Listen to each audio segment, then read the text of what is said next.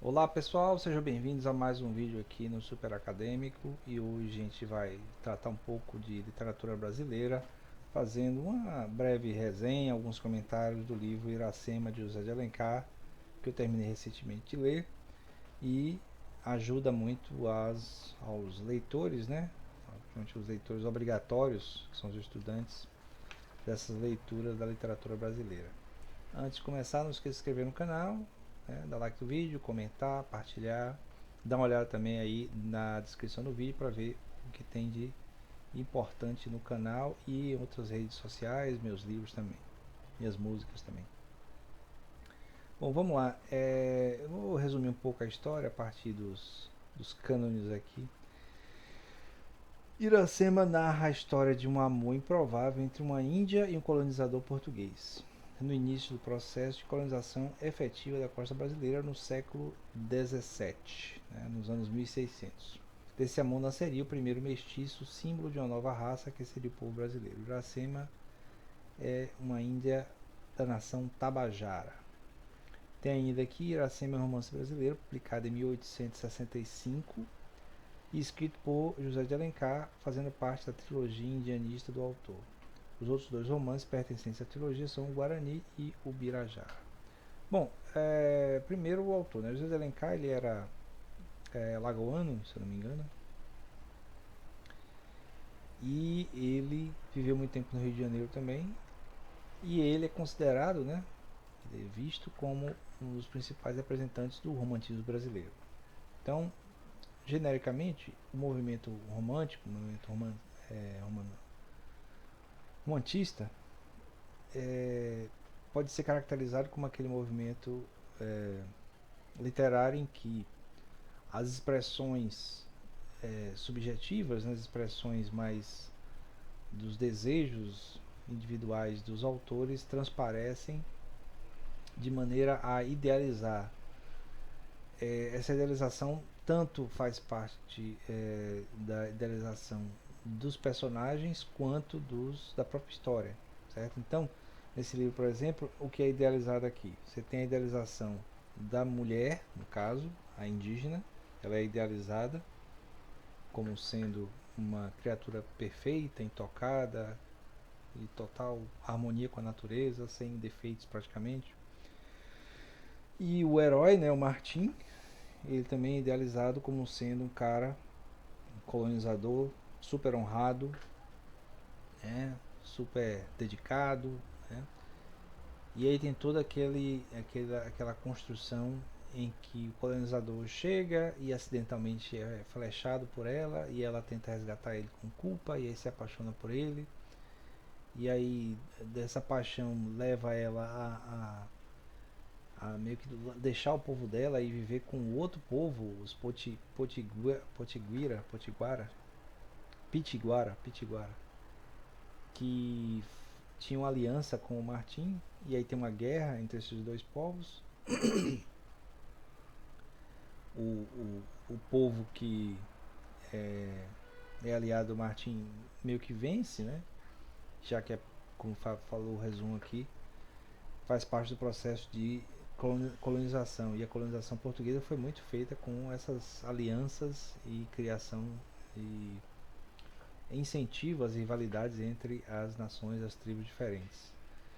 E aí, no caso, o modo de idealizar ela faz com que, no momento do processo histórico do Brasil, nos anos 1800, século XIX, se buscava muito afirmar uma figura plenamente nacional e que representasse a nação brasileira. Então, colocar idealizado uma figura indígena lá do século XVII, quando na verdade os indígenas estavam sendo e continuam sendo massacrados até hoje, como é o caso notório agora desse genocídio aí nos Yanomamis pela negligência do governo passado. Então, tinha que se idealizar, né? Sim, criar romanticamente, por aí a expressão do romantismo, uma figura indígena que representasse toda a beleza e a pureza do brasileiro verdadeiro, alguma coisa assim. Outra idealização que é feita é a respeito do próprio movimento histórico. O movimento histórico de colonização, ele é colocado como se fosse uma grande aventura, né?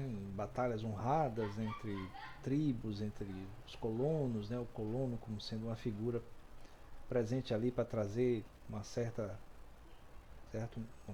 honradez cristã que não estava presente. Então esse processo de idealização, né, que é típico do romantismo, aparece bem aí no modo como o autor, José de Alencar, ele idealiza tantos personagens, né, não só a Iracema quanto o Martim, mas também o pai dela como um pajé, sábio, né, honrado também, e os outros guerreiros também são sempre representados de maneira bastante exageradamente heróica, né? Então tudo isso aí é meio que uma expressão disso. Há um excesso de nacionalismo no sentido de afirmar, né, a naturalidade, né, do Brasil, tanto que ele se esforça muito, de maneira até chata na minha opinião, em colocar um vocabulário quase todo advindo da linguagem indígena. Então o tempo todo tem expressões indígenas atípicas, digamos assim, pouco usadas, pelo menos hoje. Não sei se no século XIX era muito usado, mas e aí essas expressões toda hora para ter uma explicação do que é aquilo ali. Então é cheio de nota de rodapé em relação ao significado dessas expressões, o que tira um pouco o ritmo da leitura da história, na minha opinião. E essa questão da idealização histórica, do momento histórico, essa busca do passado romântico, passado perfeito, né? Que é típico também do romantismo, o José de Alencar faz bem, né? Eu, sinceramente, eu preferi. Vocês devem ter visto aí a resenha que eu fiz do A Pata da Gazela. Apesar de todo o processo de idealização com um tom mais de humor, esse aqui um tom trágico, né? Como viram, a Iracema ela não morre, né? E deixa o filho para ser criado pelo Martim, o filho das duas raças, tá? Aquela coisa romantizada também de uma miscigenação pura a partir do amor de duas pessoas que se encontraram de uma maneira quase mágica, né, misteriosa, no meio de uma aventura, o que muito provável muitos das crianças nascidas de misturas de raças, principalmente indígenas aqui no Brasil, venha sido muito por causa de estupros, né, uma coisa muito mais violenta e invasiva do que esse encontro romântico entre a heroína e o herói. E aí essa expressão desse passado selvagem e tal, na minha opinião, né, acaba não só fantasiando a própria história, o passado do país, mas é uma leitura, né, para mim, foi uma leitura meio aborrecida, né, porque tinha muitas descrições de cenários dentro de uma história simples, né? A história, o que acontece é uma coisa simples.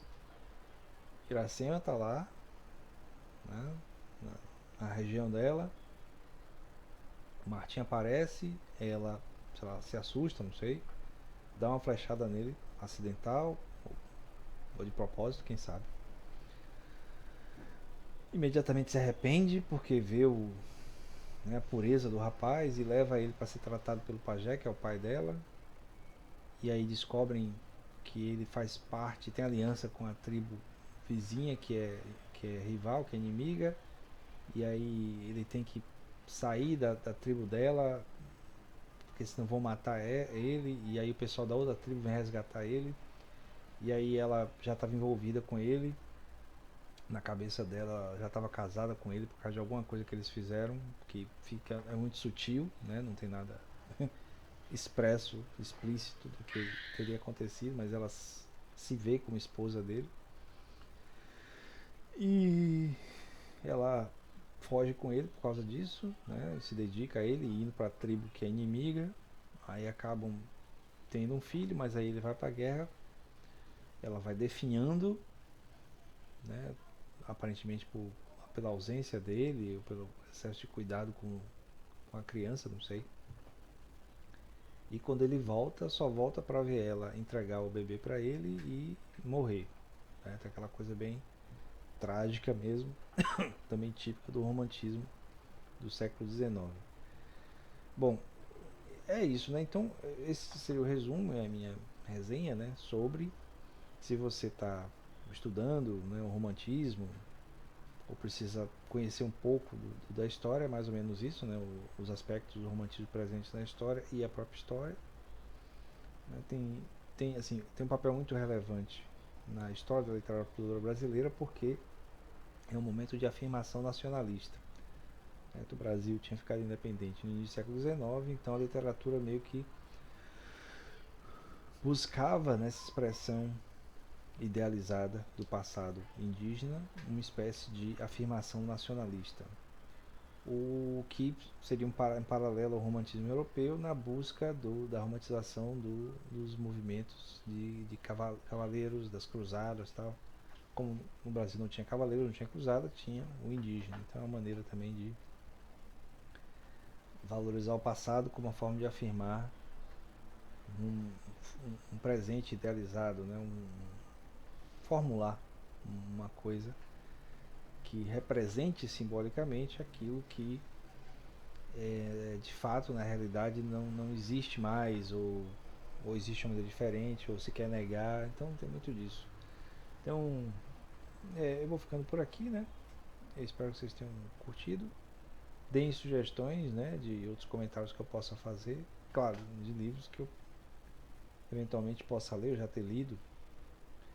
E não esqueça de continuar acompanhando as playlists que eu estou fazendo, especialmente de filosofia cristã, e os vídeos ocasionais que eu coloco lá com músicas, com riffs, ou com alguma coisa aí que possa ser interessante para vocês. Então, até o próximo vídeo e não esqueça de se inscrever no canal e dar like e comentar também. Não deixe de comentar o vídeo. Valeu!